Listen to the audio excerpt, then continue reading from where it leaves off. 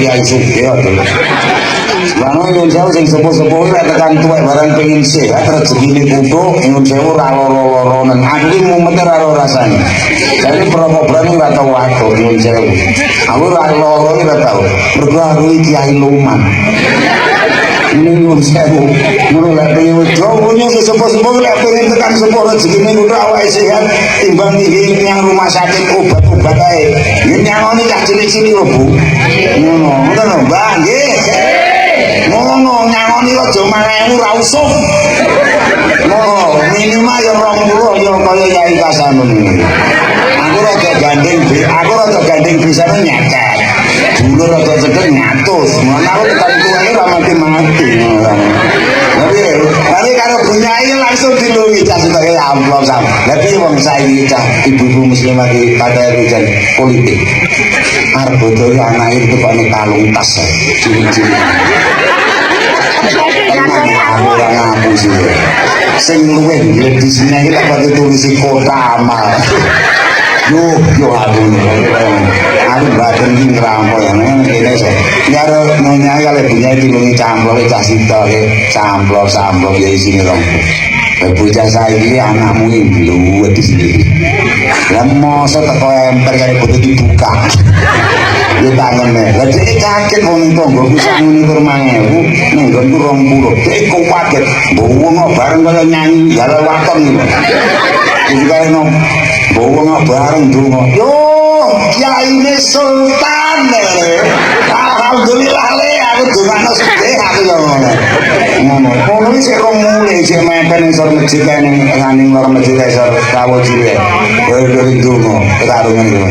Muga-muga bodho ngarep Mbah Nun urip. Sanune kok sanune karo 1000 ndang mati lho. Muga-muga sedaya wong sing oman Allahumma sholli ala Muhammad. Kabeh padha nglakoni lho nggih. Nyuwun sewu lek sampeyan pengen uripe tentrem lek jende wong tuwa mulyakno. Lek eneng lingkungan enten mriki RT mriki kametan iki jene wong sepuh-sepuh. Paribasan wong alim niku wong tuwa. Wong tuwa niku nyuwun sewu ala tanpa rupa, bodho tanpa ilmu, melarat tanpa bondo. Nang lek empun sepuh enten iki wajib dimulyakne mawon nggih. Lek sejarah aja kok pilih yu wis ngene. Sapa sejarah diclong-clong sing ngono suwe-suwe. Walan dan bongko wae karo. Ngalor bisa ayo jangan ngono dieling-eling mawon nggih. Nggih. Woi. Nun sewu lek ijin urip iki mulyano ning lek wis sedo. Ora tekan setahun pisan paranono nyang makam para nyang kuburan. Fatihah ono, tahlil ono, fidah ono, lek duwe slamet ono, sedekah ono, zikir ono. Kemawon nggih. Enggak nggih ora tak buktekne. Assalamualaikum. Bu. Lek cara ngasil Sukorejo iki lek cara pasar bodo enten slametan megengan. Tenane. Damel lambengan leluhur ngoten. Mending terusno. Lek setahun pisan nek ora gelem dongane nyodakoi lur ngati-ati kualat tenan. Nggih. Wong lanang, asalamualaikum. Hotel kene tenan kowe. Lek cara ngasilan Sukorejo mriki niki arep pasar bodo ya wong lanang bodo geren sejarah kubur ngoten. Tenane. Mending terusno Kang. Ora ngantek setahun pisane matamu karo kuburane wong tuamu. Oh ngati-ati kowe tenan dadi karang abang kan ngene. Nggih. Nggih.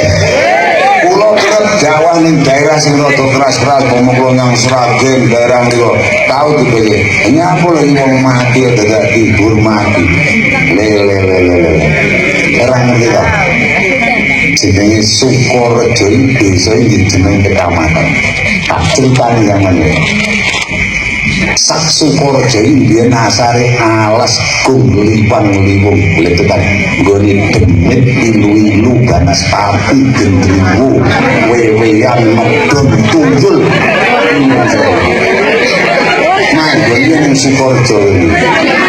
Sak kecamatan Sukorejo iki yo alas sing paling wingi iki manggone ning Asinan iki.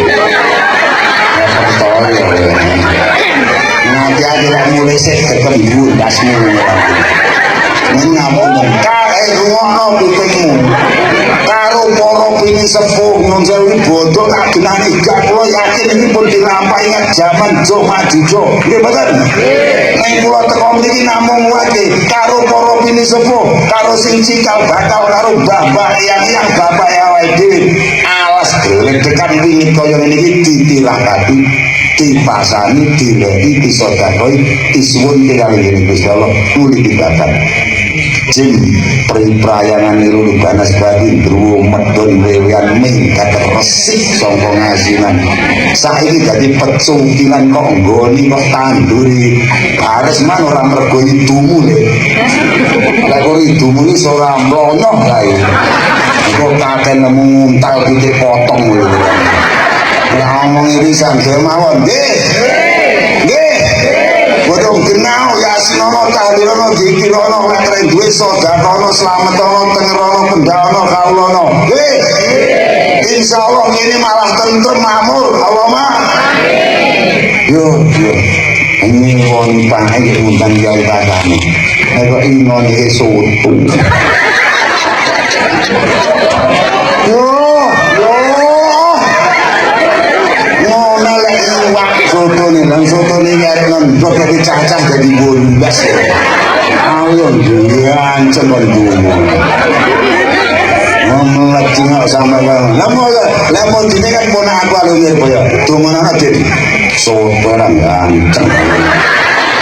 Mbok sing dagang lama dipaya aja disesuaikan warisane ngene. Lah iso yo iku cukup lek wedhus, cukup lek kawulan golek sapi. Ngono, nggih. Masa suge-suge kalunge teko ngelek, gelange teko ngelek, kalunge teko polok. Sampe kana soto. Ya sejaran lho. Oh, suge ngoten. Dadi wong engko ngono. Muga-muga dongane barokah. Allahumma saya mawon nggih. Kula yakin nek mriki mun dilakoni mula ninggone agama ora ketan setahun pisan arep poso arep bondo ingon kuburane pakmu slametono megenono awake dhewe seneng-seneng kemenangan wae mawon nggih. Mulai aduh kerja Jakarta teko kene menang ngaku buri wong tuane wae. Yang ngono iki ya kene wis ngopeni wong tuwa setahun itu menegani yang mbah-mbah. Anake kok Jakarta iki teko mukane klambi sitok. Mosok kabeh wong sejarah iki diomong. Lan nupaknya anak kuwi ndak. Saya cakap ngopeni ning omahe. Ya padha ngalami to ngono iki. Sing ngopeni bendino iki yo ora ketok. Muga-muga barokah. Amin. Yo lek jene wong sepuh dimulyani nggih. Nyun sewu mriki niki saya jene wong mati. Kasih. Ngarep mriki niki lek nang wong mati ngoten sing ngurusi nggih Mbah Mudin. Mula kowe nganti-nganti niku wong sing penting termasuk wong alim termasuk sing canem niku termasuk wong tuwa wajib dimulyakne wajib diajeni. Yo kok sampean geting Mudin mesti disikne kowe. Ora kenal Mudin sapa ora kenal. Ya ora percaya kowe kok pegel nang Mudin disikne tenan. Lah kowe asistene malaikat Israil. Lah kula nyuwun sewu, kula iki lek ning lingkungan kok atar-atar arepene wong Bali mesti kula dikai alamat sih. Nomor loro Mudin tak cocok ning cocok. Mulane kowe kok geting tak dolan kae disikno aku. Assalamualaikum. Lek sing negara daerah lingkungan gak cetok gak ngadeni Mudin krungu siaran nang musala iki. Innalillahi wa inna ilaihi rajiun. Lah mosok ngadeni Mbah Mudin kene nyepeleni berkawan cekak karo kawasan singlet gen bengok koratan. Den gayamu teko. Oh, kewalat kowe paringu pangan porongan lho lamono. Paringu potong leher tenan oleh ngaten. Kowe mawon nggih. Nggih. Lek ora iso ngaturi Mudin diapi warai Kyai Hasanun. Nyun sewu Mbah Mudin kautus lingkungan Sisuta Sinaya Sidadat Siwaru kapundhut kaliyan ingkang maha kuwasa Gusti Allah. panjenengan kasuwun kali hubungan ngrukti mayit sak cekapipun sekeca mboten ya klamben sarungan kokokan sing meni gek nyun sewu lho Pak Mutin niki wau didekani ses ora bengok koratan den gayamu teko hati-hati ngati-ngati muga-muga barokah wilujeng Allahumma kula mbeneni wong ninggal ngoten mulai kula pasantren yo kula ngatutne ya tak topne kaya ngawasi Pak Mutin mbok menawa sing karo biyen wong berdisan yo sewu tasik uripe iki ya rada piye ngono dan biyen cara iya bukan bulan lalu ini ya bocah enom iki berdisan tidak kok gawani pertu lah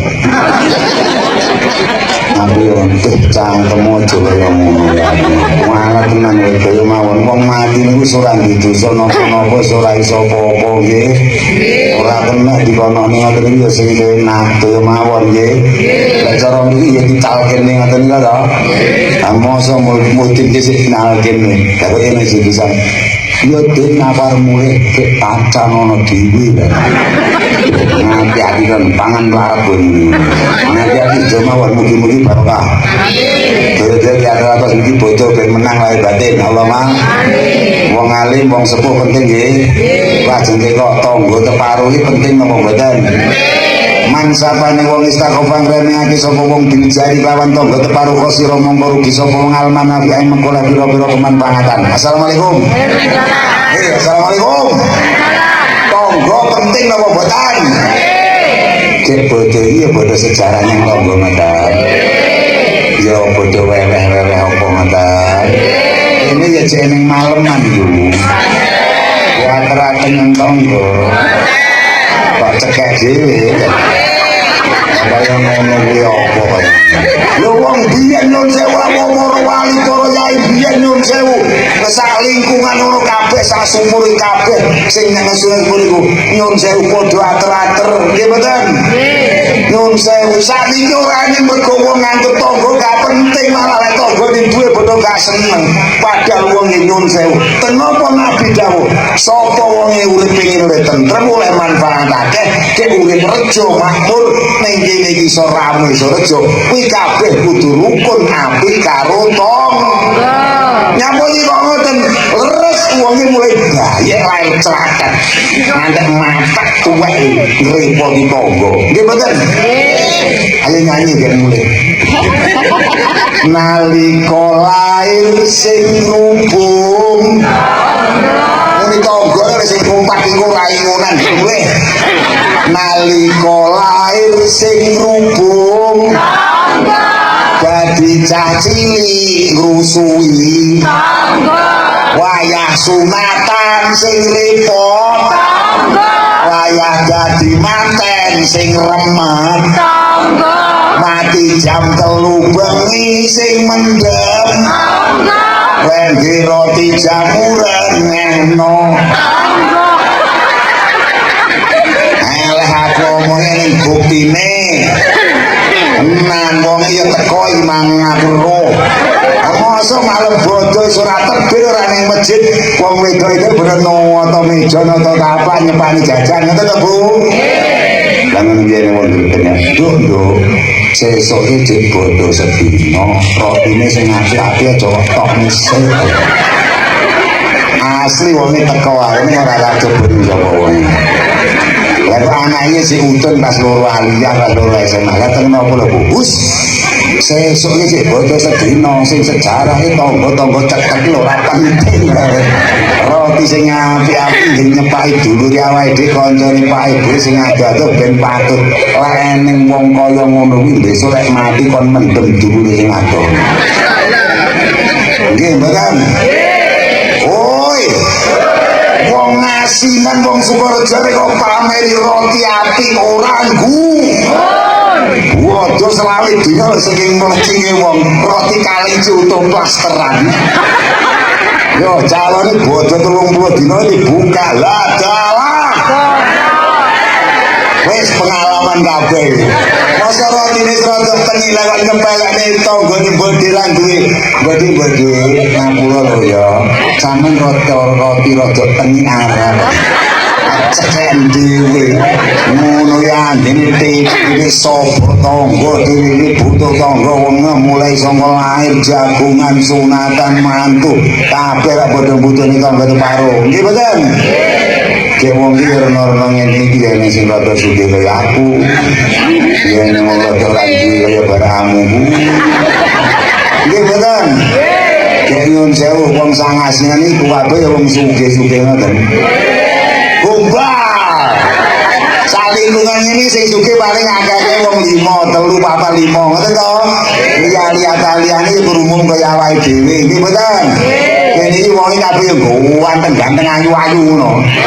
Alah yo sing ganteng 3 sing ayu iki paling salingkungane 5 nggih mboten. Neng tangga iki tak critani sugih kurang sugih, ayu kurang ayu, ganteng kurang ganteng, pinter kurang kabeh niku lek dadi tangga niku wong penting tenan. Ora ning sing ora penting. Assalamualaikum. Nyun sewu Bu, ning asinan Sukorejo iki lek jenenge wong wedok ayu. Wong iki disawang ya enak ngene iki. Dek bojone wong sugih, bojone wong rada ketok ngono kuwi lek tanggane mantu ngoten ken rewang kadang. Boten. Lah kok rewang apa? Penerima tamu ning arep ngoten niku. Padha karo bojone. Lah entre bojone wong sugih. Kasare nyai bunyai kasarane wong iki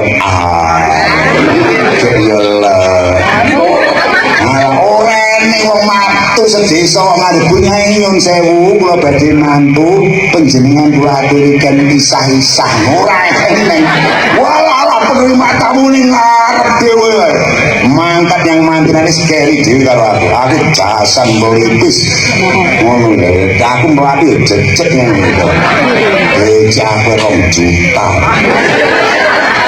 punya kasane mangkat bareng aku ngajak halal yang mana oleh lho tamu talune iki sak gedine cacat ya aku wong lanang mlaku ya jejeg ngene lha mosok bojo kula mlaku kaya miring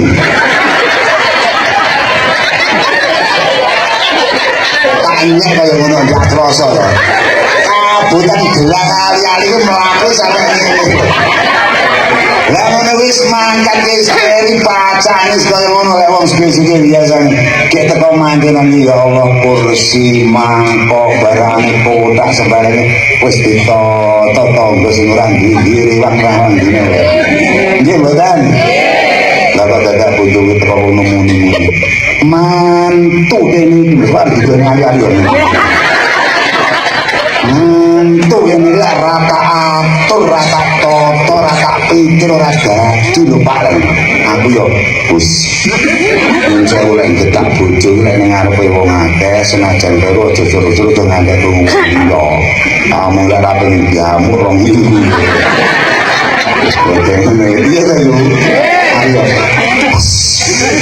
ojo seru-seru tak kenapa mantu ini lek rani wong rewang go sadang nyimpen mburi pirang-pirang dina kabeh ora mangan iki mboten nggih sing tukang rewang ning mburi iki wong bulu-bulu kaya barang iki ya nggih mboten rewang tangga ora duwe rada bulu iki jane luwih penting sok-sok nggih mboten mula kowe nyepelek karo wong ora duwe ora iso mantu nggih mboten kula pengen rejol bodoh iki genane kok ngono ora pamer-pamer ngono iki Assalamualaikum bapak-bapak sing lagi wong mulya kabeh kan iki kok tak nggih contoh iki to bare saya sampeyan nek tangga ngene sing matine kan duduk kuburan mboten padha karo Kyai Kasanurane wong mati iki jenengan ten kuburan duduk matom lari wong mulya pol bukan ngatur ya sing dipikir ya sing wedok mburi-mburi wedok mendu-mendu ya mulai wong mulya kok nyepelek ning tanggamu wong sing ora patekmu ya kelakon nek mati ra kependem ndas ngono ya eling apik dhewe mawon nggih padha irane wong kemenyek kabeh padha iki nggih sing sugih ya paling sedekah ya sak lumrah sing boten duwe monggo menyesuaikan sing kemenakan mula pengajian kali ini sepisan sampean tak warai sugih insyaallah lek putrane sugih Allahumma amin nomor loro kula jak sehat oleh krungu metu kuruput jantung kuruput karo pengajian sampean waras amin yo bismillahirrahmanirrahim ayo sing ikhlas dari agama kula niki sing ikhlas sing tenanan nek lara ukur-ukur mari bismillahirrahmanirrahim sedaya tiyang niku sae ayo bisa malih sedaya tiyang niku sae pindah malih sedaya tiyang niku sae ya coba nang cangkem lebok nabi iki saiki hadane lek kene kamu ini ya apa iki wonten ing awake iki kabeh iki wong apik lho wae alhamdulillah wis ta wae kok lek mumet ngene ora tau rasane wis ketemu wong kabeh iki apik lho aku dipisuhi wong pidimu ditukari aku ora ganteng aku nek aku sing gembeng aku gak tau nesu buku lho sesasi itu dilatih karo Gusti Allah ngimami 30 bengi mulai malam pertama jenenge ning Serambi bocah cilik-cilik umur 11-an yang ngajak selawe suarane lha salah hati murah kok sampe rada sabar bongkong iya bener masa iman ning wiritan rasa la ilaha illallah rasa Allahumma sholli ala Muhammad sedaya tiyang niku sayang kaya kabeh wong apik-apik ini kowe iki ndang tuwek rezekimu adoh gampang mumet atimu dredeg janji lo wong pegel itu ngono banyak pengajian iki lakon jeneng hari-hari ya to mangkat sik mantun arep bayar ta ngono teko omah kowe nyel dunyane ngono teko omah yo ngono awak bodoh tak ngecat arepe ben ketok mengkira ya wis lho jeneng kabeh wong apik to mengko teko omah kabeh wong apik alhamdulillah nah iso mangan mangan ning kampus itu susu mergo sekolah yo awan kayak kuliah jadi buang terus tapi ya sanjine nang cah lanang mau apa mondok mbok main serempet iki ngombe terakhir sing bangun ngapol ya main serempet pulo wis serempet pulo dorong ya mulai terus serempet tak ijoli motormu aku tak dorong motormu rego piro kali doso ngono 20 iki pajake piro 300 ora oleh lewat aspal lewat suketan aku pajak itu kalau ngatur ya pajakku 6 juta deh no oh jaya wamu coba campur aku jadi anaknya tenang aja waduh calawan saya wong nesu-nesu jangan mati wong kabeh iki wong sae ngoten lho nggih sosok kesusu iki panjenengan iki yo nyun sewu mergo ning kepentingan sosok yo mergo wektu ninten ngoten dadi sampean diselip yo aja nesu ngoten lho nggih tanggamu iso bangun sik mergo wong iki kaya gemi iso nempak yang ngati-ngati nyambut gawe tenan ora boros drotes kaya kowe ngono lho kabeh tiyang niku sae ngoten lho nggih kok teko omah nyun sewu Bu garwane lak kata sing mboten teng pengajian to nyun sewu kuwi ning omah teko omah bojo apik anak lek ora ngono wong isine mumet tok nggih mboten mula bojo iki kabeh wong iki kon bisa jaluk ngapura ora kaya ngono lah sok-sok nakal kuwi lek kleru bisa kaya mergo kahanan utawa sok-sok lali ngono lho lah ngono ora kaya lali yo ben kono bojo iki bojo di ngapura ya ngapura ora gampang lek marotone sesuk malah nyegene ngono lek ora nyegene iki nggowo ngono ya ngono bilangnya aku mesti ngomongnya mbok pegel kaya ngopo karo kowe lek bolak-balik kok kayak iki sisi apik kan sampeyan ayo iki rumus wong iki lek mbok sung yo kaya ngopo lek diparingi yang sanes iku marem iso ngiling wonge mbok sugih kaya ngapa dikeki wong liya niku marem wis kok ora percaya aku lan wong sugih kok mulih kaya apa-apa aku tak marem bodoh ora aja ngatung-ngatung marang ngono wae tak contoh nirmana bocah cilik sembarang kali muga-muga barokah amin Allahumma amin Allahumma amin pemimpin penting napa mboten nyuwun sewu man sapane wong istakofan remehake sapa wong biru asai kawan kira-kira pimpinan kok sira mungkira mongko rugi sapa wong adil yang mengkoleng donya lek Sukorejo lek ngasihan pengen bangunane apik rezekine kutuk rakyate kabeh dirudaya sinten mawon sing mimpin wajib dimulyani wajib ditaati sing dawuh jeneng Nabi ngoten lho nggih jadi ya bodoh sejarah ngene RT ya sejarah ngene tamu tuwa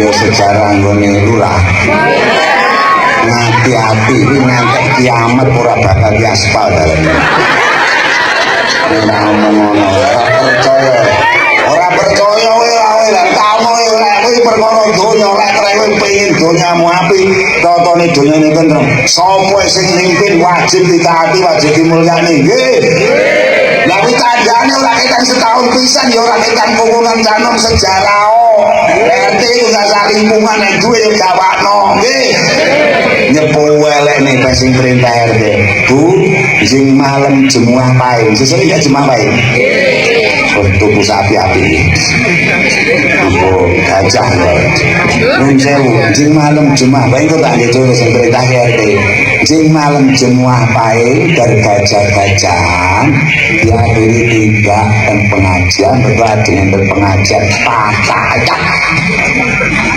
kalau dia lepeh saya ngomongin RT ngetnya orang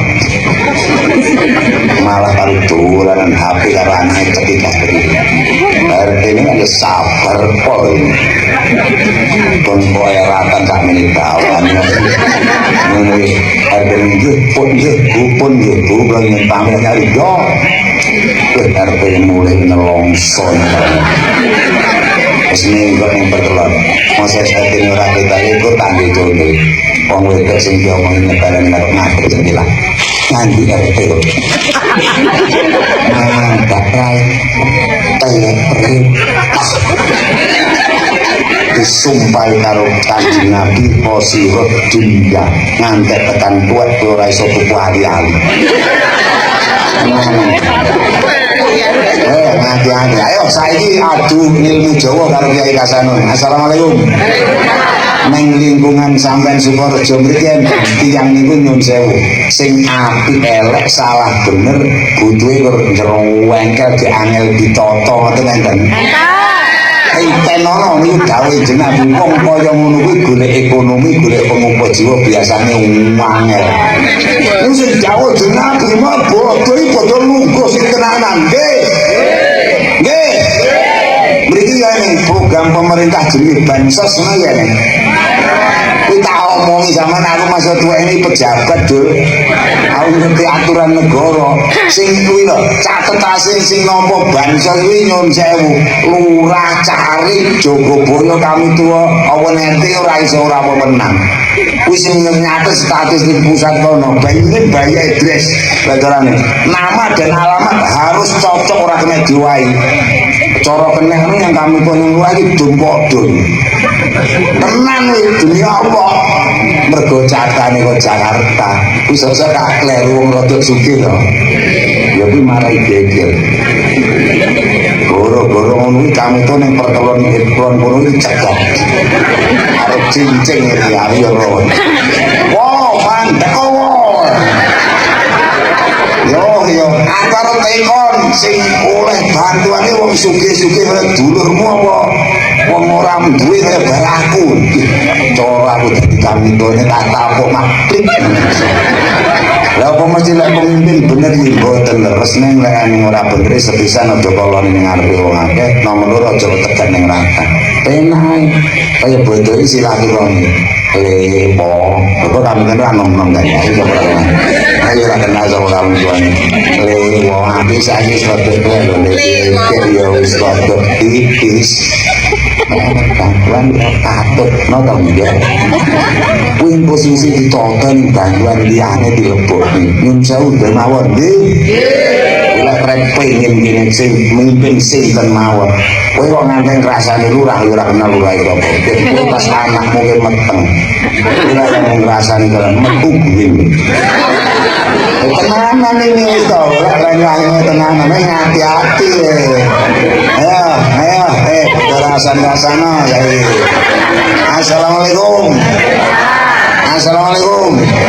Kula yakin ibu-ibu sedaya lek kagungan kalung dawa bilang yen ali-ali menawa mati montor api sembarang api sedaya remen iki to.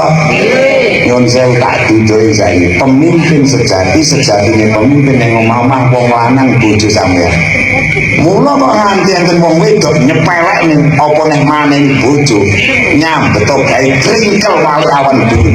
Esuk sore-sore kok esuk awan ori bengi kok jalan sikil kok pindah-pindah kok sikil. Ning lek wong wedok nyepelek ning apa neh maneh ning wong lanang. Rezeki panggat kesik. Oh bagaimana dulu. Nyun sewu Bu, monggo ben rezeki niku murah barokah bapak lantaran boten iki diopeni diajeni sing sae nggih. Aku melu ya yo aja kok gremeng bojomu ya. Ya sing paido muga-muga kula dongane rezekine kutuk murah barokah. Allahumma amin. Nyun sewu esuk sedang dek nopo kopi lu bintang kudu sedek nyambet kae. Wis wong wedok oleh mulia ngomongi wong lanang karo menikah. Assalamualaikum. Wong lanang, assalamualaikum. Dawuh Kanjeng Nabi ngeten, man sapane wong istaqofan remehake sapa wong di ahli lawan keluargane. Posiro mongko rugi sapa wong dibalaisi mengkoleh apike penake wong urip ning alam donya wal manisati lan golek ekonomi pengupa jiwa. Wong wedok meneng urung belum mulih. Assalamualaikum wong lanang. Bolong wong lanang, assalamualaikum. Hasil penelitian wong lanange kepinginane kur loro. Siji pengen urip kepenak, nomor loro pengen gampang lek golek duit. Lek wong lanang pengen tekan tuwek pinter golek duit awet sehat ke uripe kepenak. Iki mumpung wong wedok ora krungu tak omongi. Kuncine kursi tok. Ojo nyepelekne karo nglarani bojo.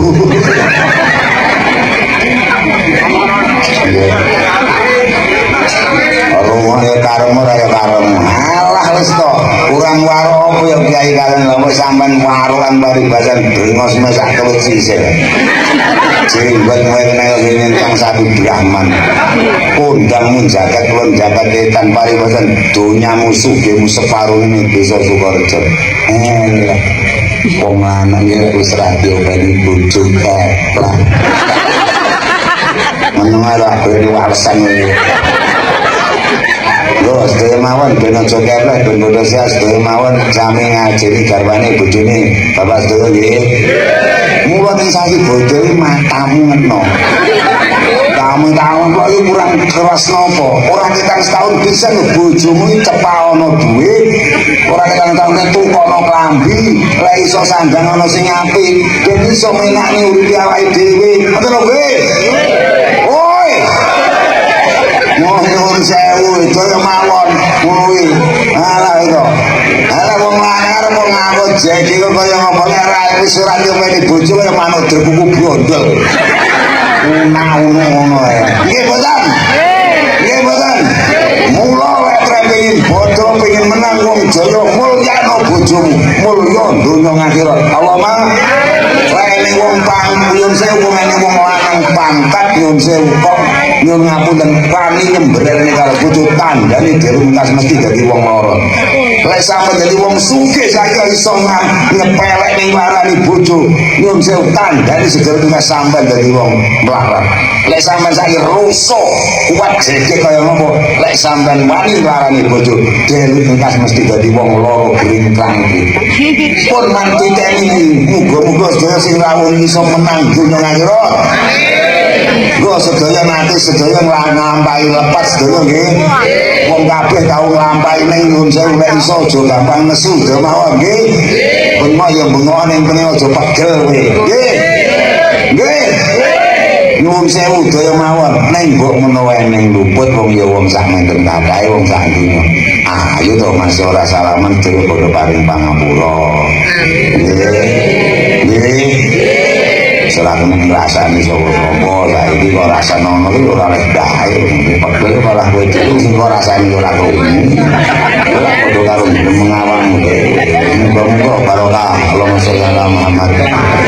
Tidak nimpulai menungso paribasan kopat tapi kaya bukti rotapakan mabro kaya manuk beranjangan esok kaya sore-sore kaya esok usaha sing kaya ngopo nyun jauh boten badhe kiat bedah pepeskan terdiring Gusti Allah Subhanahu wa taala. Lek sampeyan mbok menawa takdirne kurang apik nyun sewu takdiring Gusti Allah saged dipun rubah liwat donga kula jenengan sedherek. Mula sapa sing ngekeni donga biasane akeh slamet akeh sugih. Allahumma amin. Allahumma amin. Mawon nggih. Ijazah lisan wa ing pun ta lamun ana sapa sira fikalin dalem kahanan au qasdun sejo kabilan gedhe wa ngadilan ngagung fakro mongko maca sira Fatihah kitab ing Fatihah kitab awal surat Fatihah lan di hajat sedaya mawon wirid sing paling gampang maca Fatihah. Nggih. Wa idza wasalta lan namun tumeka sapa sira ila ayat maring ayat ya kana mung panjenengan butuh nyembah wa ya kana mung panjenengan nasta'inu wa nyuwun pakarir mongko bulan berana sira salasan ing telu. Lha ora di salat lho iki wirid kapan kok ya kana butuh ya kana nasta'inu ya kana butuh ya kana bulan karo karun donga Gusti Allah muga-muga panjenengan sae muga-muga kula ndang jodoh muga ya sekolah sing sae-sae insyaallah pamakbulun den topo diberitai lewat diberi Gusti Allah. Allahumma amin. Mas pinten iki minimal ya ben kalbu aja kira video ben itu apa ke ben seribu apa ben patang tuh apa dengan ben itu saja pol-polan kaya tau kula lakoni ping 90 tomo. Insyaallah sedaya hajat yang saya pun makbulaken kalian Allah Subhanahu wa taala. Allahumma amin. Kok ngata-ngata ning donga Bu nggih.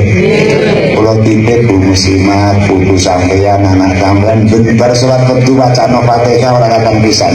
Kita tuh matur, lek anakmu bar salat fardu kok wacake Fatihah dengan Fatihah, lah mbok kok tinggal mati ora bakal kena loro mlarat. Insyaallah dijamin karo Gusti Allah. Allahumma amin. Ibu-ibu lek bapak itu kok ora cok nakal bapak ibu nggih Pak. Aja lawan lutok nae. Wacana Fatihah.